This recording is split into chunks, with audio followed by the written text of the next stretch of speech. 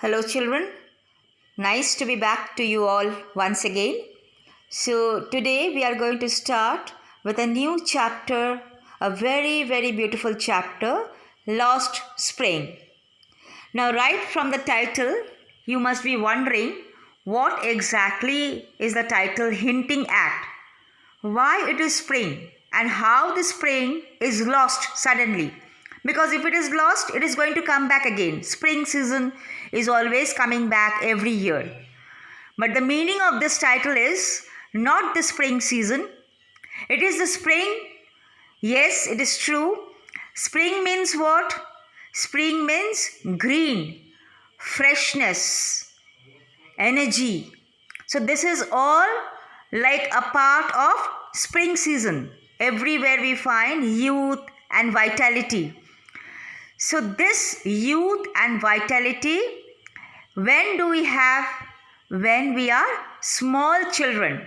Our childhood is the spring season of our life. So the whole title, Lost Spring, the complete title hints at the stories.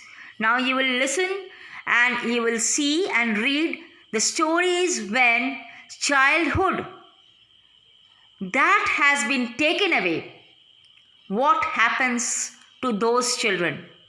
Children, we are blessed with our childhood, and yes, we are growing up. You children are growing up day by day. At the same time, when you are alone with yourselves, you all know what a blessed childhood you people have got. But some children, they have lost their childhood due to some reason or the other.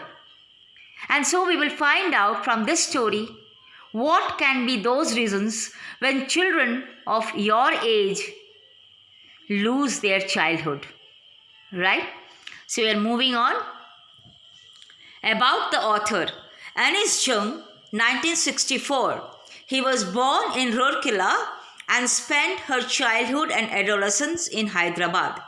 So Anis Jung, she is the author, and she was born in Rourkela and spent her childhood and adolescence in Hyderabad. There are other lines about the author, but this is the introductory line which I have highlighted and which I would like all of you to remember. Right? Now come down and discover the pains of losing childhood. Right? Looking for, notice these expressions in the text infer their meaning from the context. Now looking for, actually before we begin, let me just introduce these expressions to you. Looking for means searching for, right? Slog their daylight hours. Slogging means just hard working. Any kind of hard work is known as slogging. Roof over his head means shelter. A roof over somebody's head means shelter for that person. Perpetual state of poverty. Perpetual means continuous state of poverty, means poor, state of being poor. Any poor state or state of being poor is known as the state of poverty. Perpetual means never ending. Dark hutments. Dark hutments means dark huts. You know, the villages, they are full of huts. In villages we find huts as our homes. So those homes are dark. Imposed the baggage on the child. Imposed the load, the responsibility on the child. Right? Now children, without wasting too much time, I am taking you to the story. Sometimes I find a rupee in the garbage. Why do you do this? I ask Sahib, whom I encountered. Encounter means meet. Every morning scrounging for gold. Scrounging means hunting for gold in the garbage dumps of my neighborhood. So he is asking, why you keep on doing this? Why you hunt like this in the garbage dump? Sahib left his home long ago. set amidst the fields of Dhaka. His home is not even a his home is not even a distant memory.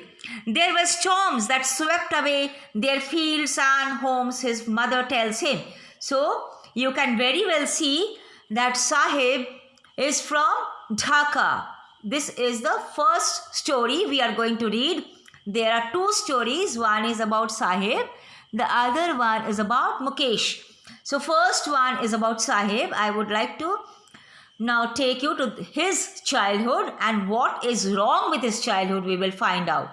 So he has left his home in Dhaka, okay, and he is now searching, leaving behind green fields, leaving behind his home. He is now looking for gold in the big city where he now lives.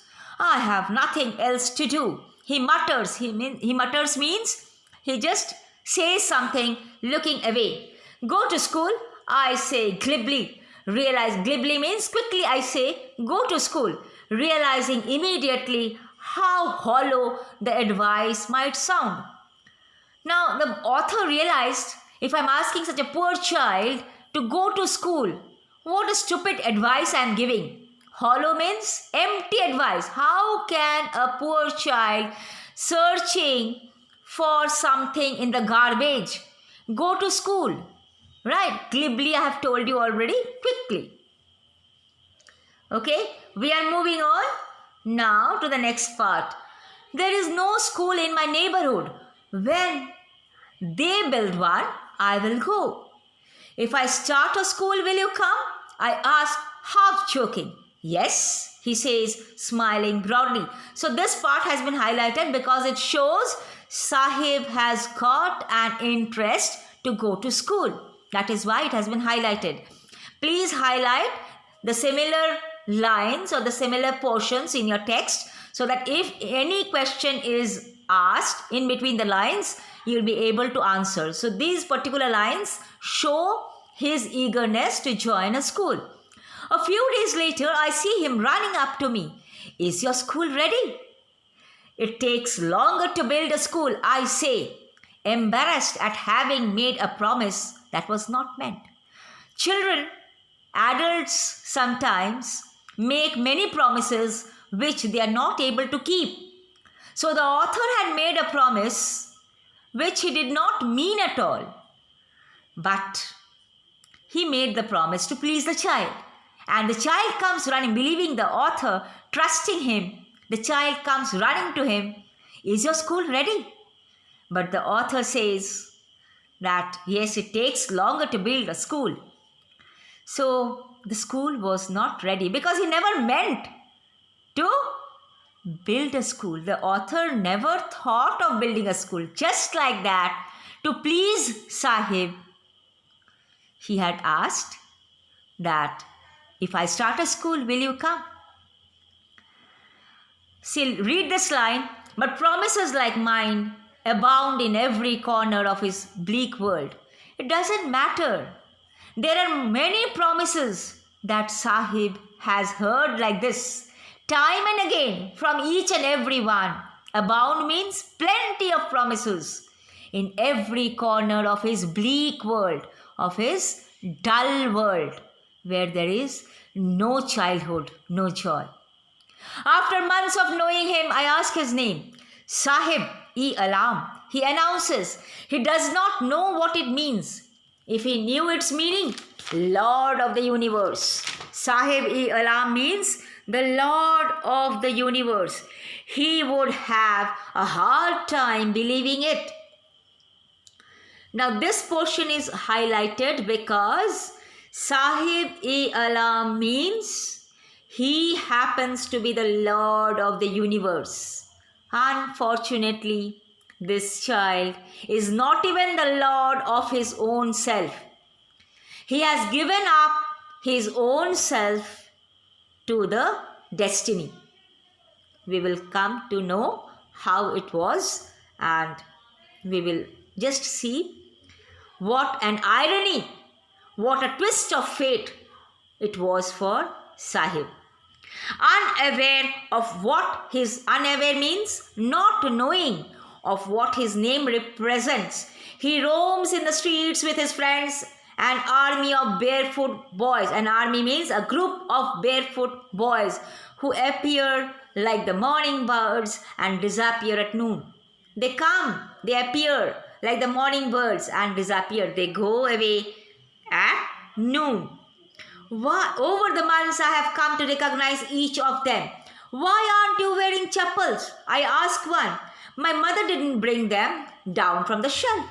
Answers simply. Even if she did, he will throw them off, adds another who is wearing shoes that do not match. When I comment on it means comment on the shoes that is not matching. He shuffles his feet and says nothing. He just shuffles, he just changes his feet and says nothing. I want shoes, said a third boy, who has never owned a pair. This third child has never got a pair all his life. Traveling across the country, I have seen children barefoot in the cities. I have seen children barefoot in the cities on village roads. It is not lack of money, but a tradition to stay barefoot is one explanation. So if this question is asked, what explanation did the children give to stay barefoot? You will please remember to write, it was a tradition. They had explained it was a tradition to stay barefoot. I wonder. I'm sorry.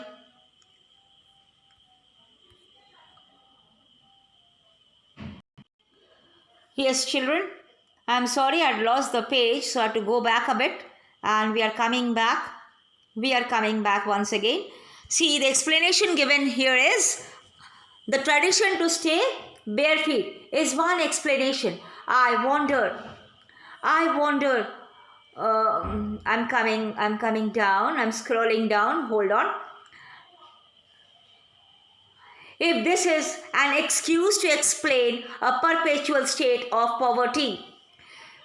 Who wondered? Who wondered, children? The author wondered if this is only an excuse to explain. The children, they had explained themselves why they were going barefoot. What was the explanation? It is a tradition. Now sometimes when we want to hide a very, very sad truth, a sad fact, then we say something that is to be believed. Now, some genuine reason we do not say. We say something else that is taken to be the real reason. So here they have made up, here they thought of some reason that it is a kind of tradition and that is why they were going barefoot. It is not the real reason. Mind it. It is just they thought of it to explain so that they are not humiliated, not embarrassed. I remembered a story a man from Udupi once told me. As a young boy, he would go to school past an old temple where his father was a priest. He would stop briefly at the temple and pray for a pair of shoes. 30 years later, I visited his town and the temple, which was now drowned in an air of desolation.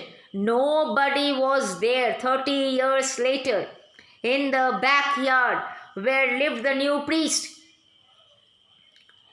there were red and white plastic chairs. A young boy dressed in grey uniform, wearing socks and shoes, arrived panting and threw his school bag on a folding bed. Looking at the boy, I remembered the prayer another boy had made to the goddess when he had finally got a pair of shoes. Let me never lose them. The goddess had granted his prayer. Young boys like the son of the priest now wore shoes, but many others like the rag pickers in my neighborhood remain shoeless. Now see, this is just not highlighted. It is just a story shared with you when a small child prays for a pair of shoes and 30 years later when the author visited that temple, he found a young boy wearing shoes, and he immediately compared with another boy that made the prayer to the goddess, and he got finally a pair of shoes. So it is just like young boys of the son of the priest now wore shoes. When the father prayed, the father did not get one, but his child has got one. Young boys like the son of the priest. When the priest was small, he had prayed for a pair of shoes. He did not get, but his son has got. Young boys like the son of the priest now wore shoes, but there are many others who did not get shoes and they remain shoeless, like Sahib-e-Alam, a rag picker. By the way, do you know the meaning of rag picker? Rag picker means those who are going around picking garbage throughout the day. They are known as rag pickers. My acquaintance, my meeting with the barefoot rag pickers leads me to Simapuri. Where is Simapuri? Where are these rag pickers staying? They are all staying at Simapuri, a place on the periphery of Delhi, a place on the border of Delhi, yet miles away from it metaphorically. Look, think of Delhi. Delhi is the capital, yet so close to Delhi, staying so close on the borders of Delhi. They are far, far away from the capital. They are nowhere close to Delhi because they live. I'm sorry, this is taking the color. I'm trying to scroll properly, but it is taking the blue color. Please do not get distracted. Those who live here are squatters, means the refugees who came from Bangladesh back in 1971. In 1971, they had come to Delhi, but they are absolutely without any single advantage, any single facility that Delhi is offering to its people. Sahib's family is one among them. Simapuri was then a wilderness. Simapuri was then, when Sahib had come in 1971, Simapuri was a wilderness. Wilderness means empty place. It still is, but it is no longer empty. In structures of mud with roofs of tin and tarpaulin, devoid of sewage. There is no sewage or drainage or running water. Sewage system is not there. Sewage means the drainage and the dirty water, how it has to be drained. Those things are not there. Live 10,000 rag pickers. So in structures of mud with roofs of tin and tarpaulin, without running water, without drinking water, without proper drainage, without proper sewage, 10,000 rag pickers live there. They have lived here for more than 30 years without an identity, without permits, but with ration cards. Again, the highlighted portion, because it is again going to be important for answering your questions. But with ration cards that get their names on voters' lists and enable them to buy the grain. Food is more important for survival than an identity. They do not need any identity other than food. So if at the end of the day we can feed our families and go to bed without a paining, there is always an aching stomach. If at the end of the day we are able to feed our families, they means the rag pickers of Simapuri would rather live there in Simapuri than in the fields of Bangladesh that give them no rain. The fields of Bangladesh give them no rain, no grain. And that is why they prefer to live here in Simapuri, leaving their homes, leaving their green fields, because this is the place where they can get something to feed their stomach. When I ask them why they left their beautiful land of green field and rivers, wherever they find food, they pitch their tents. Whenever they find food, wherever they find food, they build their tents. I'm sorry once again. Yes. that become their transit homes, that become their mobile homes. Children grow up in them, children grow up in the mobile homes, becoming partners in survival. Children, have you heard of that phrase, partners in crime? When two people are doing something together, they are known as partners in crime. Similarly, children grow up with the adults and they become partners in survival with the adults. And survival? What is the survival in Simapuri? It means rag picking. Without that, there is no occupation, no survival. Throughout the years, it has acquired the proportions of a fine art. It has developed, it has improved so much that it has become a kind of an art. Garbage to them is gold. It is that why the garbage to them is gold? It is their daily bread, a roof over their heads. Garbage to them is gold because it is their daily bread, it is their food, it is their shelter, even if it is a leaking roof. But for a child, it is even more. How it is even more, my children? Look at that. I sometimes find a rupee, even a 10 rupee note, says Sahib, his eyes lighting up, his eyes becoming bright. When you find a silver coin in a heap of garbage, you don't stop scrounging, for there is hope of finding more. Scrounging means you do not stop hunting. When you find a silver coin in a heap of garbage, it seems that for children, it is a world of wonder. Garbage means gold. They can find anything. They are finding their wonder. In wonder means a lot of surprise is hidden in that garbage for them. So they do not stop hunting in the garbage. What it means to their parents. For children, it is wrapped in wonder. For children, the garbage is full of that magic treasure island. Okay, they can find any number of coins. We don't know. It is a kind of treasure island. But for the elders, for the adults, it is a means of survival. So, rag picking, adults also take up because it is a means of survival for them. One winter morning, I see Sahib standing by the fenced gate of the neighborhood club, watching the two young men dressed in white playing tennis. I like the game, he hums, content, happy to watch it standing behind the fence. I go inside when no one is around, he admits. The gatekeeper lets me use the swing. Sahib too is wearing tennis shoes that look strange over his discolored shirt and shorts. The tennis shoes do not go with his shirt and shorts. Someone gave them to me, he says, in a matter of explanation.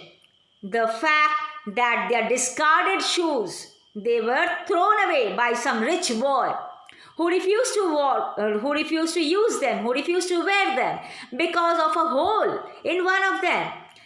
But this hole does not bother Sahib. For the one who has walked barefoot, even shoes with a hole is a dream come true. So it doesn't matter to Sahib because he was without shoes, he was walking bare feet. And so it is a dream come true. Getting a pair of shoes was like a dream come true.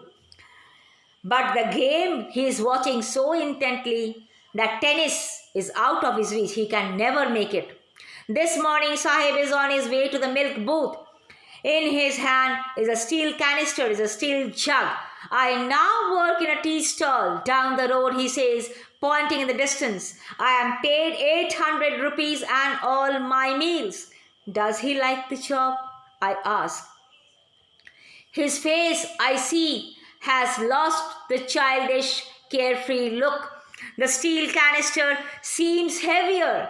That steel jug, the steel container. Why that face lost the carefree, childish look?